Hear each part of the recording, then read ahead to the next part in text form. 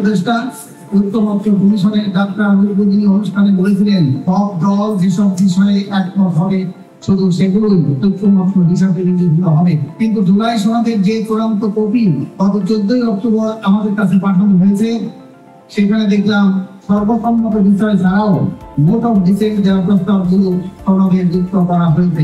আমাদের দেওয়া note of dissent গুলোর কারণেও যথাযথভাবে লিপিবদ্ধ করা হয়নি। বারবার বলেছি, যেসব বিষয়ে সবার ঐক্যমত্য হয়েছে কেবলমাত্র সেসব বিষয় সবার স্বাক্ষর নেওয়া যেতে পারে।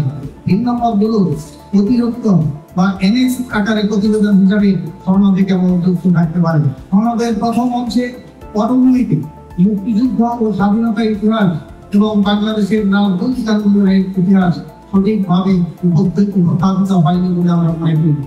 আমরা বারবার সংশোধনী দিলেও সেগুলো সন্নিবেশিত করা হয়নি। শেষ অংশে জুলাই সনদ বাস্তবায়নের অঙ্গীকার করতে বলা হয়েছে, সেখানে পূর্ণাঙ্গ বাস্তবায়নের কথা বলা হয়েছে, কিন্তু ভিন্ন মত থাকলে তা বাস্তবায়নের অঙ্গীকার কিভাবে সম্ভব তা আমাদের কাছে বোধগম্য নয়। অঙ্গীকার নামার 2 নম্বরে জুলাই সনদ সংবিধানের তফসিলে বা উপযুক্ত স্থানে যুক্ত করার কথা বলা হয়েছে। আমরাও সর্বসম্মত জুলাই সনদ সংবিধানে যুক্ত করার পক্ষে, কিন্তু নোট অফ ডিসেন্ট সহ কিভাবে অঙ্গীকার নামায় সংবিধানে যুক্ত হবে তা আমাদের বোধগম্য নয়। অঙ্গীকার নামার 3 নম্বরে জুলাই সনদ দিয়ে কেউ আদালতের শরণাপন্ন হতে পারবে না, এটি আমরা মনে করি নাগরিকের মৌলিক এবং গণতান্ত্রিক অধিকারের সম্পূর্ণ পরিপন্থী। এছাড়াও সংবিধানের 150(2) অনুচ্ছেদে ক্রান্তিকালীন বিধানের 6ষ্ঠ তফসিলে থাকা স্বাধীনতার ঘোষণা ডিক্লারেশন অফ ইন্ডিপেন্ডেন্স এবং 7ম তফসিলে থাকা প্রক্লেমেশন অফ ইন্ডিপেন্ডেন্স বাদ দেওয়ার সুপারিশ করা হয়েছে চূড়ান্ত সনদে, যা আমাদের স্বাধীনতার যুদ্ধের ভিত্তি। সেটা বাদ দিলে তো বাংলাদেশের অস্তিত্বই থাকে না।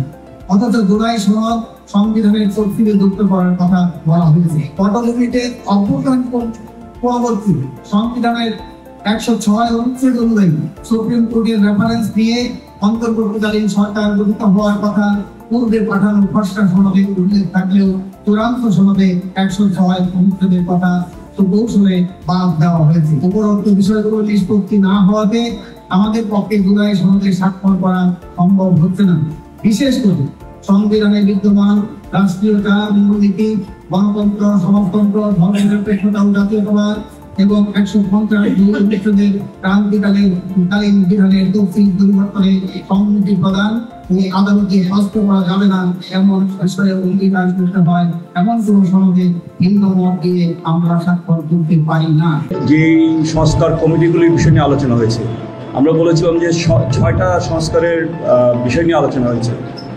সমস্ত কিছু ছাপিয়ে শুধু একটা সংস্কার কমিটির আলোচনাই কিন্তু প্রধান হয়ে গেছে।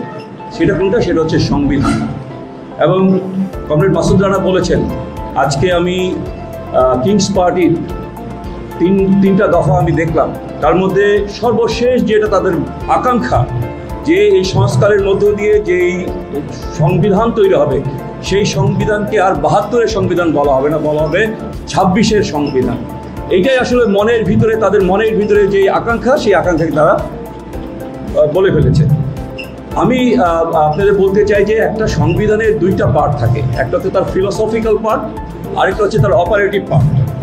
অপারেটিভ পার্টে যেমন ধরেন প্রধানমন্ত্রী কয় বছরের জন্য হবে, উচ্চকক্ষ নিম্নকক্ষ থাকবে কিনা, তারপরে হচ্ছে হলো যে আপনার নারী আসন থাকবে কিনা, এইগুলি আলোচনা করে কিন্তু আপনি সমাধান করে ফেলতে পারবেন। কিন্তু যেখানে ফিলোসফিক্যাল পার্ট, যেমন ধরেন মূলনীতি কিভাবে আসে সংবিধানে?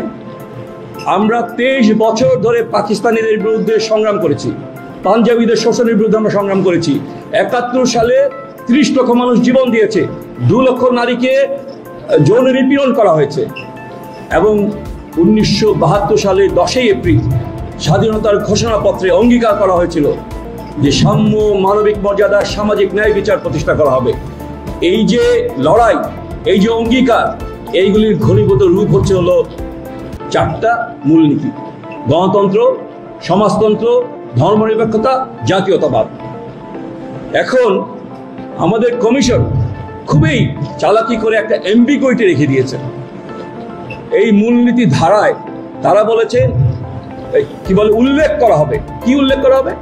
সাম্য, মানবিক মর্যাদা, সামাজিক ন্যায় বিচার, ধর্মীয় স্বাধীনতা ও সম্প্রীতি। আমাদের কোনো আপত্তি আছে? কারণ এটা তো আমাদের স্বাধীনতার ঘোষণাপত্রেই বলা আছে, এবং ধর্মীয় স্বাধীনতা সম্প্রীতির কথা সংবিধানের অন্য একটা ধারায় বলা আছে। ফলে আমাদের দিক থেকে কোনো সমস্যা নাই।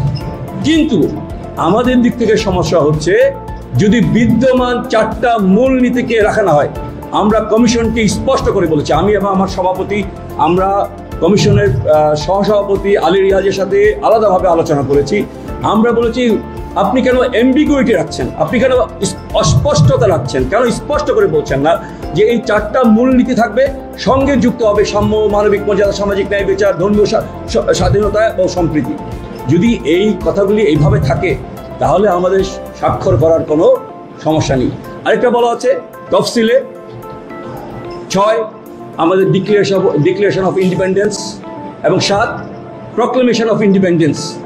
এইটা আপনি বাদ দিতে চাচ্ছেন। আপনি 24-এর গণঅভ্যুত্থানের বা জুলাই জাতীয় সনদ 2025 আপনি সংযুক্ত করতে চান, কোনো আপত্তি নেই। কিন্তু কেন আপনি মুক্তিযুদ্ধের ঘোষণা এবং মুক্তিযুদ্ধের স্বাধীনতার ঘোষণার আপনি আমাদের প্রক্লেমেশন অফ ইন্ডিপেন্ডেন্স এইটা কেন বাদ দিবেন? মুক্তিযুদ্ধ আমাদের জীবনের সবচেয়ে গুরুত্বপূর্ণ ঘটনা। আমাদের বাংলাদেশের মানুষের জীবনের সবচেয়ে গুরুত্বপূর্ণ ঘটনা হচ্ছে মুক্তিযুদ্ধ। সেই মুক্তিযুদ্ধকে আপনি বাদ দিতে যাচ্ছেন।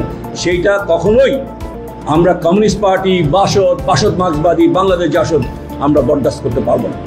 সেই কারণেই আমরা বলেছি যে আমাদের পক্ষে এই জুলাই জাতীয় সনদ 2025-এ আমরা স্বাক্ষর করবো না। আমরা গতকাল গিয়েছিলাম। কেন গিয়েছিলাম? একটা আকস্মিক হঠাৎ একটা মিটিং দেখা হচ্ছে।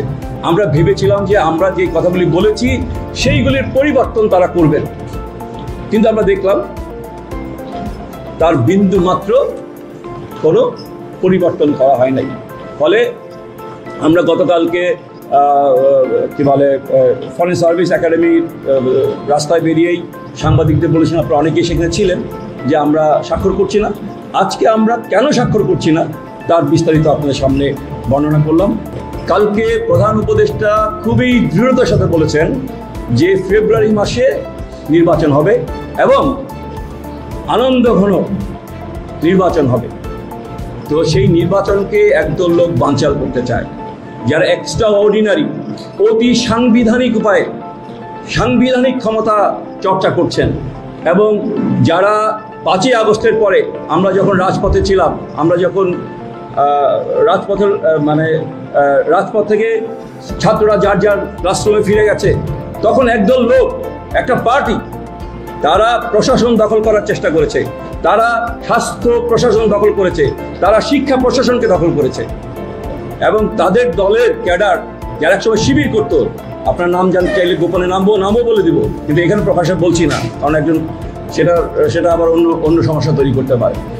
5ই আগস্ট ছিলেন সিনিয়র স্টেট সেক্রেটারি, 3 মাসের মধ্যে তিনি হয়েছেন সচিব, এখন একটা গুরুত্বপূর্ণ মন্ত্রণালয়ের সচিবের দায়িত্ব পালন করছেন, এবং তার রাজনৈতিক পরিচয় ছাত্র শিবির, এবং তার বিরুদ্ধে জাহাঙ্গীরনগর বিশ্ববিদ্যালয়ে ছাত্র দলের নেতা কবির হত্যার বিরুদ্ধে তার বিরুদ্ধে মামলা আছে, এরকম একজনকে সচিব করা হয়েছে।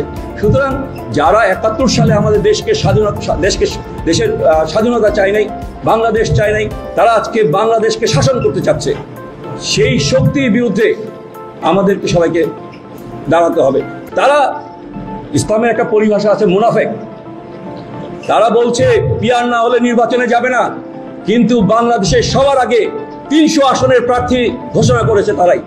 হাজার হাজার লাখ লাখ কোটি কোটি টাকা খরচ করছে তারা, পোস্টার ছাপিয়ে সারা বাংলাদেশকে তারা পোস্টার ছাপিয়েছে, কিন্তু তারা দাবি করছে যে পিয়ার না হলে আমরা নির্বাচন করব না। এটা হচ্ছে মুনাফেকি।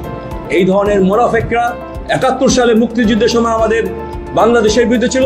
আজকে এই অন্তর্বর্তীকালীন সরকার মুক্তিযুদ্ধ এবং মুক্তিযোদ্ধার যে সংজ্ঞা তৈরি করেছে, তার মধ্যে জামাতে ইসলাম এবং আল বদর যারা ছিল তাদের বিরুদ্ধে যারা লড়াই করেছে তাদেরকে মুক্তিযোদ্ধা হিসাবে ঘোষণা করেছে। ফলে যারা মুক্তিযুদ্ধের বিরুদ্ধে ছিল তাদেরকে আমরা কোনোভাবেই আজকে দেশকে অস্থিতিশীল করার সুযোগ আমরা দিতে পারি না। আমরা আগামী ফেব্রুয়ারি মাসে নির্বাচন হতে হবে, ফেব্রুয়ারির প্রথম অর্ধে নির্বাচন হতে হবে এবং সরকারের কাছে আমরা দাবি জানাই নির্বাচনের নির্দিষ্ট তারিখ এবং রুটম্যাপ এখনই জনগণের সামনে দেওয়া হোক, যাতে অন্ধকারের শক্তি যারা শুধুমাত্র জামাত ইসলাম না, জামাত ইসলামের কিন্তু এ টিম, বি টিম, সি টিমও আছে, তারা কিন্তু এক একজন এক এক ধরনের খেলা খেলছে। কেউ স্লোগান দিচ্ছে, জামাত স্লোগান দিচ্ছে আপা গেছে যেই পথে জাপা যাবে সেই পথে, কিন্তু তারা জাপা অফিস আক্রমণ করছে না, অন্য দলকে দিয়ে জাপা অফিস আক্রমণ করার চেষ্টা করছে। কারণ তারা জানে বাংলাদেশের মানুষ তাদেরকে মন থেকে নিবে না, তাদেরকে কখনো ক্ষমতায় দেখতে দিবে না, ইভেন কি তাদের যে দ্বিতীয় বৃহত্তম দল হওয়ার স্বপ্ন, সেই স্বপ্ন পূরণ হতে দিবে না। সেই কারণে তারা সমাজে নৈরাজ্য তৈরি করার চেষ্টা করছে এবং তারা যদি নির্বাচন বাদ যাওয়ার চেষ্টা করে, আমি বলবো বাংলাদেশের দেশপ্রেমিক মানুষ, গণতান্ত্রিক মানুষ এবং সুস্থ চিন্তার মানুষ তারা এই শক্তিকে প্রতিরোধ করবে। ধন্যবাদ।